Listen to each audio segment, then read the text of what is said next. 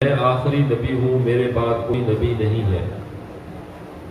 اب آپ صلی اللہ علیہ وسلم نے اس امت کی زندگی کے بارے میں بھی بتا دیا، اس امت کی قیادت و سیادت کے حوالے سے ان کے مستقبل کی خبر بھی دے دی۔ اس امت کا مستقبل کیا ہوگا؟ سابقہ امتوں کا جو مستقبل تھا، جن کے اندر ان کی قیادت، ان کی سیادت، ان کی ذمہ داری ان کے انبیاء سنبھالا کرتے تھے، اب وہ سلسلہ ختم ہے۔ فرما دیا کہ کانت بنو اسرائیل تسوسهم الانبیاء کلما ہلک نبی خلفہ نبی، ہر نبی کے بعد آ کر قوم کو نبی سنبھال لیتا تھا، نبی ان کی ذمہ داری اپنے ذمے لے لیتا تھا اور قومیں یوں سفر کیا کرتی تھی۔ لیکن آپ صلی اللہ علیہ وسلم نے فرمایا انا خاتم النبیین لا نبی بعدی، میں نبیوں میں آخری نبی ہوں، میرے بعد کوئی نبی نہیں ہے۔ اب ایک بے ساختہ سا سوال پیدا ہوتا ہے کہ جب آپ کے بعد کوئی نبی نہیں ہے، پھر اس قوم کو کون سنبھالے گا؟ جب سابقہ امتوں کو سنبھالنے کے لیے ان کے نبی آتے رہے تو اس امت کو سنبھالنے کے لیے کون ہوگا؟ تو آپ صلی اللہ علیہ وسلم نے فرمایا فَسَيَكُونُ الْخُلَفَاءُ فَيَكْثُرُونَ، میرے بعد میرے خلفاء ہوں گے، ان کی تعداد بہت زیادہ ہوگی۔ میرے خلفاء کثرت سے آتے رہیں گے، اس امت کو سنبھالتے رہیں گے، میری نیابت میں میرے نائب بن کر اس امت کی ذمہ داریوں کو وہ اپنے کندھوں پر اٹھانے والے ہوں گے۔ پھر سوال یہ پیدا ہوتا ہے کہ یا رسول اللہ، اگلی حدیث مسلم شریف میں فَمَاذَا تَأْمُرُنَا یا رسول اللہ، اے اللہ کے رسول جب معاملہ یہ ہو کہ آپ نہیں، آپ کے خلفاء آئے، تو اب اس کے بعد ہمارے لیے کیا حکم ہے کہ ہم کیا کام کریں؟ آپ صلی اللہ علیہ وسلم نے فو بِبَیْعَتِ الْأَوَّلِ ثُمَّ الْأَوَّلِ، جو پہلا ہو پہلے اس کی بیعت میں وفا کرنا، جو پہلا ہو پہلے اس کی بیعت کو نبھانا، ثم الاول، پھر جو اس کے بعد اول رہ جائے، جو اس کے بعد ایک نمبر اب اعلیٰ درجے کا رہ جائے، اس کے ساتھ اپنی بیعت کو نبھانا۔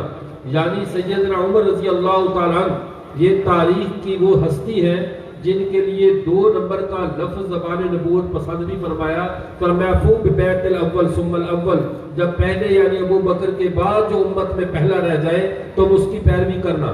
رسول اللہ صلی اللہ علیہ وسلم مسئلہ عقیدہ ختم نبوت کو امت کے سامنے اتنا واشگاف طریقے سے کھول کر بیان کر دیا کہ کسی درجے میں بھی امت کے ذہنوں میں کوئی شبہ باقی نہ رہے، اور ساتھ یہ بھی بتا دیا آخر اس امت کو نبوت کی ضرورت کیوں پڑ سکتی ہے کہ جس کا دین مکمل ہو چکا، جس کے اندر کسی قسم کے شبے کی گنجائش نہیں رہی، اب سابقہ امتوں کو دین کی ضرورت کیوں تھی؟ سابقہ امتوں کو ہر روز نئے نبی کی ضرورت کیوں تھی؟ ان کو احکامات تھوڑے دیے گئے ہیں، ان کو شریعت تھوڑی دی گئی ہے۔ یا یہ چلنے والے تھوڑی دیر رک دیں یا ایک ہی دفعہ چلے جائیں، گفتگو کو بار بار متاثر کریں، جو جانا چاہتے ہیں بلا جھجک جائیں، انشاءاللہ کوئی میری تقریر پہ آپ کے ہونے نہ ہونے سے کوئی فرق نہیں پڑتا، ٹھیک ہے؟ جو بندہ یہ ہوتا ہے مسئلہ، جو خطیب ہوں ان کے لیے مسائل ہوتے ہیں کہ میرا مجمع ٹوٹ گیا، تو جو داعی ہو اس کے سامنے ایک آدمی بیٹھا ہو تو وہ اپنی بات پوری کرتا ہے، میں ختم نبوت کا داعی ہوں، میں نے ختم نبوت کا پیغام پہنچانا ہے۔ جو جانا چاہتا ہے تو اس کا عذر ہے، بلا جھجک جائے، لیکن جو نہیں جانا چاہتا وہ ذرا آرام سے تشریف رکھے اور بھاگ دوڑ تھوڑی سی کام کر دے۔ یہ آپ سے صرف ایک درخواست ہے، جزاکم اللہ۔ تو میں عرض یہ کر رہا تھا کہ آپ صلی اللہ علیہ وسلم نے اس امت کے عقیدہ ختم نبوت کے بیان کرنے سے پہلے جب اس امت کے عقیدے کے اعتبار سے جو ان کی ضروریات تھی، اعمال کے اعتبار سے ان کی ضروریات تھی، ان سب کے پورا ہونے کی خبر دے دی گئی۔ سابقہ امتوں کا سفر لمبا تھا، احکامات کم تھے، وہ صاحب منزل نہیں تھے، ان کو منزل نہیں ملی، وہ ہاتھ سفر میں چلنے والی امتیں تھیں۔ حضرت قاری محمد طیب صاحب رحمۃ اللہ علیہ انہوں نے سابقہ شریعتوں کا موازنہ کرتے ہوئے ارشاد فرمایا اگر ہم یہودیت کے مسائل کو دیکھیں، یہودیت کے کل مسائل جو اللہ نے ان کو احکامات دیے، جو اللہ نے ان کو شریعت دی ہے، وہ کل احکامات 30 سے 35 کے قریب ہیں۔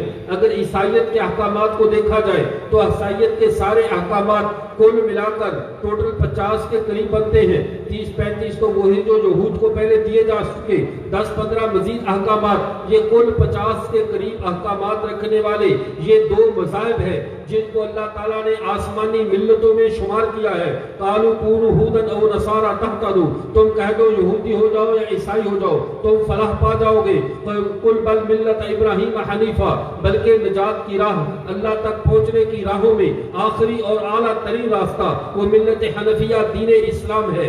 اللہ تعالیٰ نے 3 ملتوں کا تذکرہ فرمایا ہے، ایک ملت یہود ہے، ایک ملت نصارہ ہے اور ایک دین اسلام ہے۔ پہلی 2 ملتیں گزر چکی، ان کا وقت ختم ہو چکا، لیکن ان کے احکامات کو، جو ملت یہود کو احکامات دیے گئے تھے، جو ان کو شریعت دی گئی تھی، اللہ تعالیٰ نے بیان کردہ وہ ساری شریعت جس کے احکامات سچ اور برحق تھے، جو ان میں تحریف جن میں یہ نہیں کر سکے، اللہ نے انہیں سورہ بقرہ میں بیان فرما دیا، اور ملت نصارہ کے احکامات کو سورہ آل عمران میں بیان کر دیا، تاکہ پتہ چل جائے سابقہ ملتیں جو حالت سفر میں تھیں، جو ملتیں آخری پیغام تک ابھی نہیں پہنچی تھیں، ان کی شریعتیں محدود تھیں، احکام محدود تھے، اس لیے کہ وہ حالت سفر میں تھے۔ لیکن جب ہمارے آقا و مولا حضرت محمد مصطفیٰ صلی اللہ علیہ وسلم پہ اللہ نے دین کو مکمل کر دیا، شریعت مکمل ہوئی، احکامات میں اضافہ ہوا، اور صرف اضافہ نہیں بے انتہا اضافہ ہوا۔ یہ امت اس لیے بھی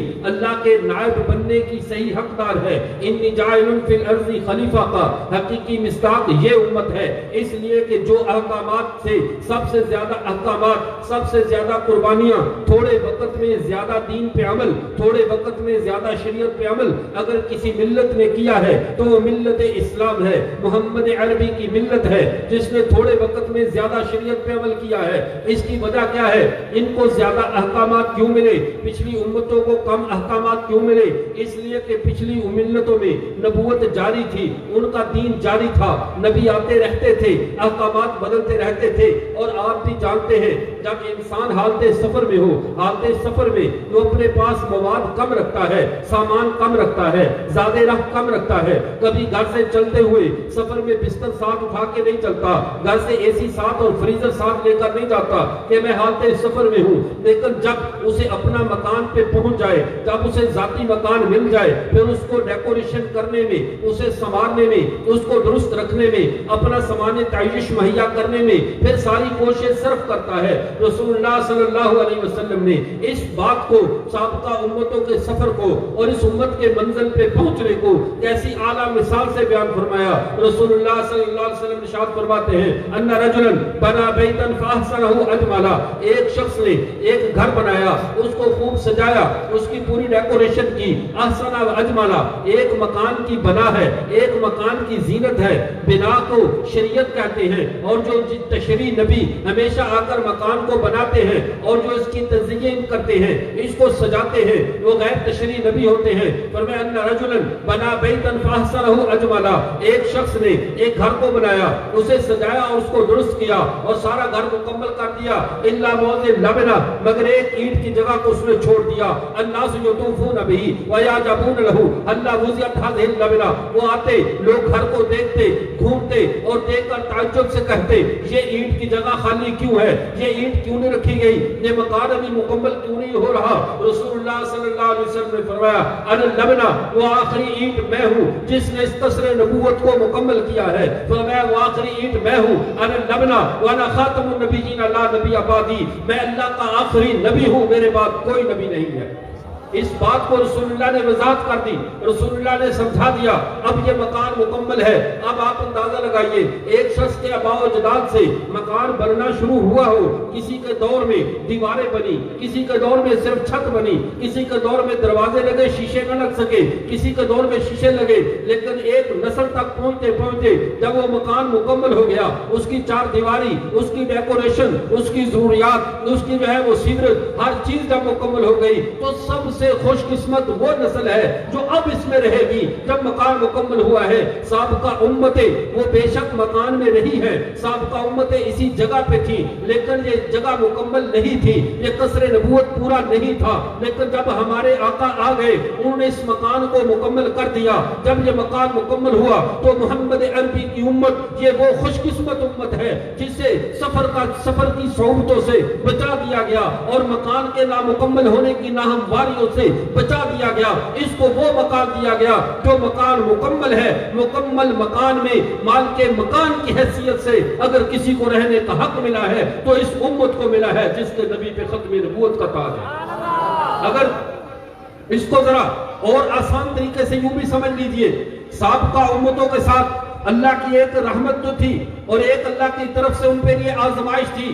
اگر رحمت تھی کہ وہ ہر نئے نبی پر ایمان لاتے تھے، تو آزمائش یہ بھی تھی کہ انہی امتوں کے بدبخت اٹھ کر دوسرے نبیوں کو قتل کر دیا کرتے تھے، جو اپنے مقابل جو نئی دعوت لے کر آتا نبیوں کو قتل کرتے۔ ختم نبوت کی برکت سے اللہ نے ہمیں دو انعامات دیے ہیں، ختم نبوت کی نعمت نے ہمیں دو انعامات سے نوازا ہے۔ پوری امت مسلمہ کے ہاتھ کسی نبی کے خون سے رنگے ہوئے نہیں ہے، کیوں؟ نہ کوئی اب بعد میں نبی آنا ہے، نہ ہمیں اسے قتل کرنے کی ذمہ داری اٹھانا پڑے، نہ ہم گناہگار ہوں۔ اب جس بھی نبوت کے مدعی کو قتل کیا دجال ہوگا وہ نبی نہیں ہوگا۔ اس لیے اس امت کے ہاتھوں کو اللہ نے انبیاء کے پاکیزہ خون سے پاک رکھا ہے کہ یہ ہاتھ انبیاء کے خون میں، ان کے قتل میں، ان کی شہادتوں میں ملوث نہیں ہے۔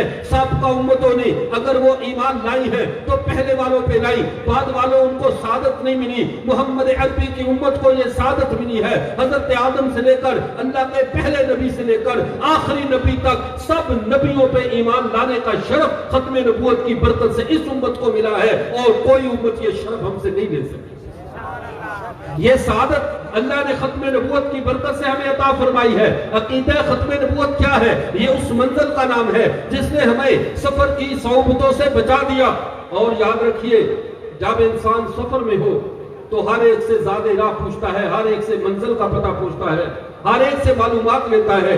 جب کسی چیز کے بارے میں جانتا نہ ہو، کسی جگہ پر پہلی بار آمد ہو تو 20 جگہ سے پوچھ کے پہنچنا پڑتا ہے، لیکن جب مکان پہ پہنچ جائے اور آگے سے سارے معلومات مل جائیں، اب ایسے شخص کو کچھ ڈھونڈنے کی ضرورت نہیں رہتی، وہ صاحب اطمینان ہو جاتا ہے، اسے اطمینان مل جاتا ہے۔ اب مثال کے طور پہ یوں سمجھ لیجئے، یہی شہر ہے آپ کا خیرپور ٹامے والی، جب سے ہوش سنبھالا اس کا نام سنتے چلے آئے، اس کے اندر سے گزر کر جانا 20 بار ہوا، لیکن آنے کے بعد پتا چلتا ہے یہ مولانا یوسف صاحب ہے، یہاں پہ میرے شاگرد ہیں، یہیں پہ تشریف فرما ہے۔ جب آیا تو مجھے پتا چلا اب مجھے ان کی تفتیش کی ضرورت نہیں، یہ بھائی عمر سعید صاحب ہیں، اور ان کے مثال کے طور پہ جن کا جامعہ شریعہ ہے، یہاں آنے سے پتا چلا کہ یہ یہاں پر موجود ہے۔ اب جب حالت سفر میں ہو تب تک انسان تلاش میں رہتا ہے، اب اس جامعہ کی کیا خصوصیات ہیں، کیا فوائد ہیں، جہاں آنے پہ پتا چلا۔ لیکن جب سفر کی دقتیں ختم ہوئی، جب سفر کی تکلیف ختم ہوئی، بندہ صاحب منزل ہوا، پوچھنا پچھانا ختم، تفتیش کرنی ختم، اب اگر کوئی مجھے آ کر دھوکہ دینا چاہے، مجھے اس کرسی سے اٹھا کر یہ کہے کہ مولانا صاحب آج آپ کا جلسہ خیر العلوم میں تو نہیں تھا، آج آپ کا جلسہ اس مدرسے میں تو نہیں تھا، خیر العلوم تو آگے ہے، اور جو خیرپور ٹامے والی تو اس سے آگے کوئی اور شہر ہے، تو کیا مجھے دھوکہ دے سکتا ہے؟ دھوکہ کب تک دیا جا سکتا تھا؟ جب تک میں سفر میں تھا، جب تک میں آ رہا تھا، مجھے نہیں پتا تھا خیرپور ٹامے والی کدھر ہے، مجھے نہیں پتا تھا کون سی سڑک جاتی ہے، مجھے کوئی غلط راستے پہ لگاتا تو میں لگ سکتا تھا، مجھے کوئی ہائی جیک کرتا تو کیا جا سکتا تھا، لیکن منزل پر پہنچنے کے بعد دھوکہ کو نہیں دے سکتا۔ نسل انسانی نے انبیاء کی قیادت میں جو سفر کیا، حالت سفر میں تھے، ابھی منزل نہیں ملی تھی۔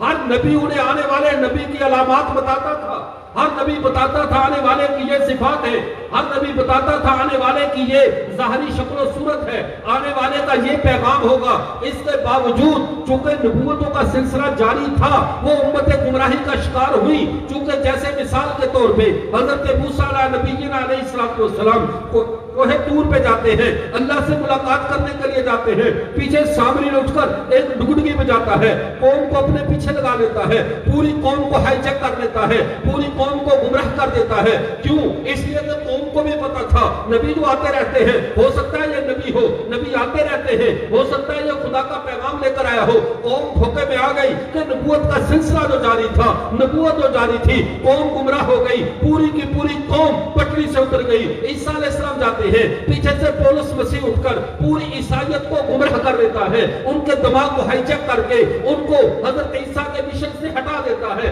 چونکہ نبوت جاری تھی، قوم دھوکہ کھا گئی کہ سفر بھی جاری ہے، نبوت بھی جاری ہے، لیکن جب یہ سلسلہ ختم ہوا، امت اپنی منزل پہ ٹھکانے پہ پہنچ گئی۔ اب پہلے نبی علامتیں بتایا کرتے تھے کہ آنے والا اس طرح کا ہوگا، اس طرح کا ہوگا، امت علامتوں سے تلاش کیا کرتی تھی، لیکن ہمارے پیغمبر نے ختم نبوت کی برکت سے ایک ہی علامت بتائی ہے، ایک ہی علامت بتائی، اور وہ علامت کیا ہے؟ کیا وہ علامت صرف علماء پہچانیں گے؟ کیا وہ علامت صرف وکلا پہچانیں گے؟ عوام اور خواص کی تقسیم ہوگی؟ نہیں، نیک ہے یا بد ہے، عالم ہے یا جاہل ہے، سمجھدار ہے یا بے وقوف ہے، لیکن وہ یہ بات سن لے اب آنے والے نبی کی ایک ہی علامت ہے، کوئی آنا ہی نہیں ہے تو علامت کس بات کی؟ ایک ہی بات ہے، ثبوت کی، دلیل کی کیا ضرورت؟ معیار نبوت کیوں قائم کرے؟ معیار نبوت تب تک تھا کہ وہ سچا ہو، دیانتدار ہو، اس طرح کہو اس طرح کہو۔ یہ علامات، یہ معیارات تب تک تھے جب تک آخری نبی نہیں آئے تھے۔ جب آخری نبی آ گئے اب ایک ہی معیار ہے کہ کوئی نہیں آنا، ایک ہی علامت ہے کہ کوئی نہیں آنا، ایک ہی راہ ہے کہ کوئی راہ نہیں ہے، صرف ایک نبی ہے حضرت محمد رسول اللہ صلی اللہ علیہ وسلم نے فرمایا گیا انہو سیکون من بعدی ثلاثون کذابون دجالون، میرے بعد 30 کے قریب کذاب اور دجال آئیں گے، کلہم یزعم انہ نبی، ان میں سے ہر ایک یہ کہے گا میں نبی ہوں، لیکن تم اپنے دلوں میں یہ بات بٹھا لو انا خاتم النبیین لا نبی بعد، میرے بعد جب کوئی نبی ہے ہی نہیں تو ہمیں کسی کو چیک کرنے کی ضرورت ہے، کسی کی علامات دیکھنے کی؟ یہی وجہ ہے اس امت نے اپنے کانوں کو ہر نبوت کی نئی آواز سے بند کر دیا۔ حضرت حبیب بن زید انصاری رضی اللہ تعالیٰ وہ مسیلمہ کذاب کے دربار میں گئے، ان کو لے جایا گیا، وہاں پہ اس نے مسیلمہ کذاب ان سے کہنے لگا کیا محمد صلی اللہ علیہ وسلم کو نبی مانتے ہو؟ کہا نبی بھی مانتا ہوں، اللہ کا آخری نبی بھی مانتا ہوں۔ کہا کیا مجھے بھی نبی مانتے ہو؟ کہا میرے کان نہیں سن رہے تو کیا بک رہا ہے؟ پھر اس نے کہا 2-3 بار اصرار کر کے کہا ان کی ٹانگ کاٹ دی جائے، ٹانگ کاٹی گئی۔ پھر پوچھا کیا محمد کو نبی مانتے ہو؟ کہا مانتا ہوں اور اللہ کا آخری نبی مانتا ہوں۔ کہا مجھے مانتے ہو؟ کہا میرے کان نہیں سن رہے تو کیا کہہ رہا ہے؟ یہ نبوت کی دی ہوئی تربیت ہے کہ نبی کے بعد جو نبوت کی آواز بلند کرے وہ آواز بھی نہیں سننی، چاہے جائے تو اس کا جواب دیا جائے، چاہے جائے تو اس پہ غور و فکر کیا جائے۔ حتیٰ کہ اس صحابی کے کبھی ہاتھ کاٹے جا رہے ہیں، کبھی پاؤں کاٹے جا رہے ہیں، اور یہ کسی آپریشن تھیٹر میں نہیں کہ بازو اور ٹانگوں کو سن کر کے کاٹا جا رہا، نہیں، ایسا نہیں، بلکہ ہوش و حواس میں جیتے جاگتے انسان کو قیمہ بنایا جا رہا ہے۔ ہاتھ پاؤں کٹ گئے، آخر میں شہادت میں چند لمحے باقی ہیں۔ اس مسلمہ نے کہا آخری بار بتا دو کیا محمد کو نبی مانتے ہو؟ کہا میں محمد کو نبی مانتا ہوں اور آخری مانتا ہوں۔ کہا کیا مجھے نبی مانتے ہو؟ کہا نہیں، میرے کان نہیں سن رہے۔ اس مسلمہ نے کہا مجھے یہ بات سمجھ میں نہیں آ رہی، تجھے یہ بات تو سن جاتی ہے، یہ بات کیوں نہیں سنتی؟ یہی تیرے کان ہے، یہی مجلس ہے، میں کہتا ہوں محمد کو نبی مانتے ہو، تجھے پوری سنتی ہے، اور جب میں کہتا ہوں مجھے مانتے ہو تیرے کان کیوں نہیں سنتے؟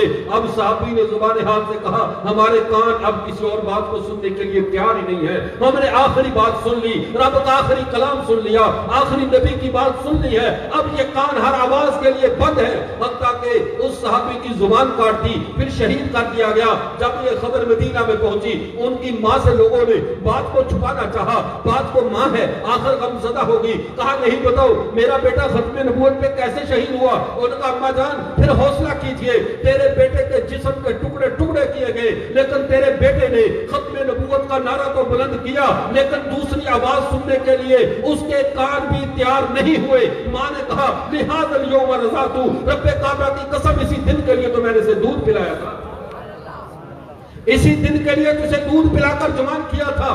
میں اپنے نوجوان دوستوں سے ان سب سے کہتا ہوں خدا کے لیے اپنے کانوں کو بند کرنا سیکھو، کھولنا چھوڑ دو۔ ہم نے اپنے کانوں کو آوارہ چھوڑ دیا، اپنے دل کو، اپنے دماغ کو ہم نے کوڑا دان بنا دیا۔ کمیٹی والوں کے کچرے کے ٹرک بنے ہوئے ہیں ہمارے دماغ، جو اٹھتا ہے ہمارے دماغ میں گند ڈال دیتا ہے اور ہم لے کر بیٹھ جاتے ہیں، فلاں نے یہ کہہ دیا، فلاں نے یہ کہہ دیا۔ سوشل میڈیا پہ بیٹھا ہوا کوئی فلاں محقق اٹھتا ہے، فلاں اٹھتا ہے، کوئی صحابہ کے بارے میں زہر ڈال دیتا ہے، کوئی اہل بیت کے بارے میں، کوئی ختم نبوت کے بارے میں، اور ہم سارا گند اکٹھا کر کے اپنے دماغوں میں گھومتے رہتے ہیں۔ عجیب لوگ ہو تم، اپنے دلوں میں ان وسوسوں کو جگہ کیوں دیتے ہو؟ ان جرائم پیشہ لوگوں کی بات کیوں سنتے ہو؟ کیا حضرت حبیب کی سنت کافی نہیں ہے؟ ہمارے کان کوئی اور بکواس سننے کے لیے تیار ہی نہیں ہے، ہم نے اپنے نبی کی بات سن لی ہے۔ اب ہوتا کیا ہے، ادھر سے آئے مرزا محمد علی جیلوی نے یہ کہہ دیا، وہ کہہ دیا، کبھی آتے ہیں فلاں جاوید غامدی یوں کہتا ہے، کبھی اٹھتے ہیں جی سلیمان ندوی نے صحابہ کے بارے میں یہ کہہ دیا۔ یاد رکھو چاہے وہ امام اعظم ابو حنیفہ رحمہ اللہ کے ہم پلہ بھی کوئی شخص ہو، جب میرے محمد کے دین کو چھوڑ کر سائٹ پہ نکلے گا، رب کعبہ کی قسم اس کی وقت رائی کے دانے جتنی رہے گی، ہمارے ہاں وہی معتبر ہے جو میرے نبی کے ہاں معتبر ہے، ہمارے ہاں وہی قابل عزت ہے جو ہمارے صحابہ کے ہاں قابل عزت ہے، جو ان کے ہاں معتبر نہیں وہ لاکھ تحقیقات کے پشتارے اٹھا کر لائے، ہمارے ہاں گندگی کا ڈھیر ہے، ہم اس کو حمیت نہیں دے سکتے۔ ایمان ایسے محفوظ رہے گا۔ اور جب بھی کوئی وسوسہ دل میں لے جانے لگو تو حضرت مولانا قاسم نانوتوی رحمۃ اللہ علیہ کا یہ شعر یاد کر لیا کرو، وسوسے دلوں سے دور بھاگ جائیں گے۔ حضرت نانوتوی نے جنت کو مخاطب کرتے ہوئے کہا، تجھ میں حور و قصور رہتے ہیں، میں نے مانا ضرور رہتے ہیں، تجھ میں حور و قصور رہتے ہیں، میں نے مانا ضرور رہتے ہیں، میرے دل کے طواف کر جنت کے میرے دل میں حضور رہتے ہیں۔ جب بھی کوئی وسوسہ آنے لگے، وسوسہ اخلاقی گندگی کا نام ہے، یہ دماغی کراہت کا نام ہے، یہ افکار کی قے کا نام ہے، ایسے وساوس جب کوئی تمہارے سامنے لے کر آئے، تمہارے دل میں ڈالنا چاہے، اسے کہو بھائی اپنا وسوسہ اپنے پاس رکھ، یہ گندگی میں اپنے دل میں نہیں لاؤں گا، میرے دل میں حضور رہتے ہیں، میرے دل میں حضور رہتے ہیں، میں یہ غلاظت اپنے دل میں نہیں لے سکتا۔ تو میں عرض سے کر رہا تھا، حضرت حبیب بن زید انصاری رضی اللہ تعالیٰ عنہ،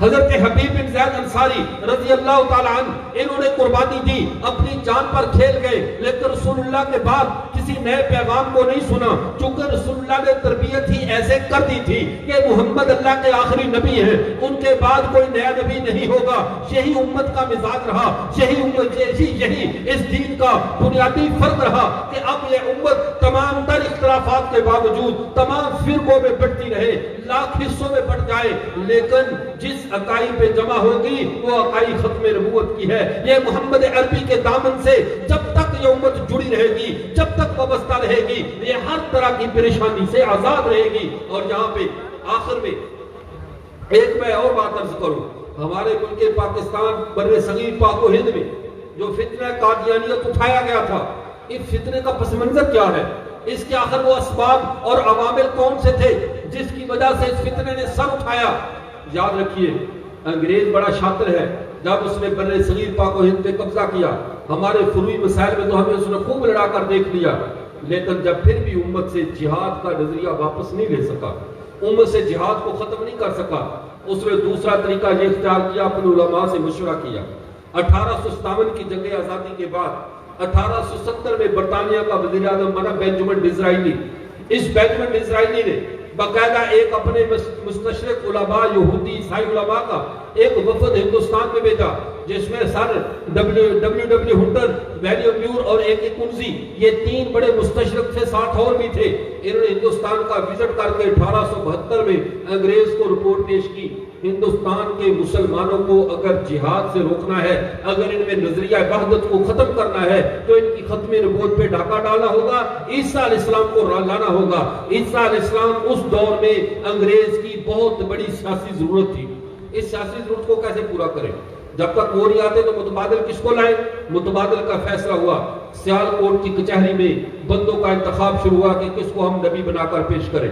4 بندوں کا انتخاب ہوا، 4 آدمی مین تھے جن کا نبوت کے معاملے میں امتحان لیا گیا کہ ہم انہیں نبی بناتے ہیں۔ ایک یہ ہمارے سر سید احمد خان، دوسرا مولوی چراغ علی جموں کشمیر کا، تیسرا سرگودے کا مولوی نور الدین بھیروی، اور چوتھا مرزا غلام قادیانی تھا۔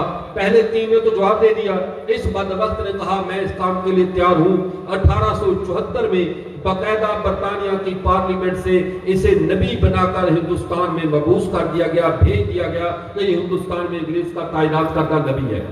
اب آپ سمجھیے، اللہ کی سنت پہ قربان جائے، 1874 میں جس کفر کا فیصلہ پارلیمنٹ میں ہوا تھا، 1974 میں اسی کفر کو اسی پارلیمنٹ نے دفن کر دیا۔ کفر جہاں سے نکلا تھا اللہ نے اسے وہیں دفن کر دیا۔ تو یہ ان کی پوری تاریخ یہی ہے کہ یہ انگریز کی ایما پہ مارد وجود میں آنے والا فتنہ تھا، اور اس کو ہمارے علماء کی محنت سے اس پر ہمارے مخدوم مکرم حضرت مولانا اللہ صاحب حافظ اللہ بھی آپ کے سامنے تفصیل سے بیان کر چکے ہوں گے، اس لیے میں اس موضوع کی طرف نہیں جانا چاہتا۔ میں آپ سے صرف چند باتیں قادیانیت کے فتنے سے بچنے کے لیے عرض کرنا چاہتا ہوں۔ نمبر 1، ہمارے جو علماء، ہمارے جو لوگ چند کلاسیں پڑھ لیتے ہیں، انہیں باہر جانے کا جنون ہو جاتا ہے، پھر یہ اپنے کاغذوں پہ قادیانی لکھ کر باہر کے ویزے لینے کے چکروں میں چلے جاتے ہیں۔ علامہ خالد محمود صاحب پی ایچ ڈی لندن رحمہ اللہ نے اپنی کتاب عقیدۃ الاعلام فی الفرق بین الکفر والاسلام میں یہ صراحت سے لکھا ہے، چاہے تمہارا عقیدہ ختم نبوت کا ہی ہو، چاہے تم مرزا غلام قادیانی کو کافر ہی کیوں نہ کہتے ہو، لیکن اگر اپنی رضا و رغبت سے اپنے آپ کو اس ملت میں لکھ دیا تو تم اللہ کے ہاں کافر ٹھہرو گے، کہ تم نے اپنی مرضی سے اپنے آپ کو کافروں کی ملت میں شمار کیا ہے، اور جو شخص اپنی مرضی سے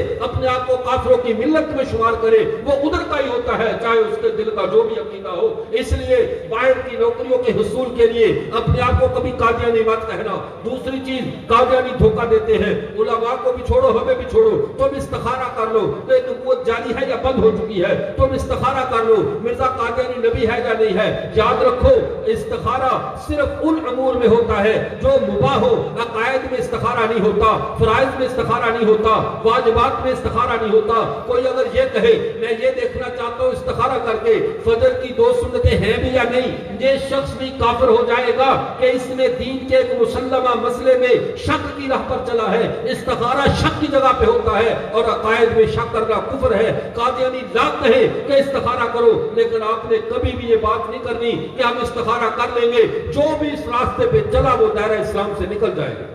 تیسری چیز کا آخری بات یہ عرض کرتا ہوں، قادیانیوں کے کبھی کسی اخلاق کی تعریف مت کرنا، قادیانیوں کے کسی اچھے کام کی کافروں کی تعریف نہ کرنا۔ کیوں؟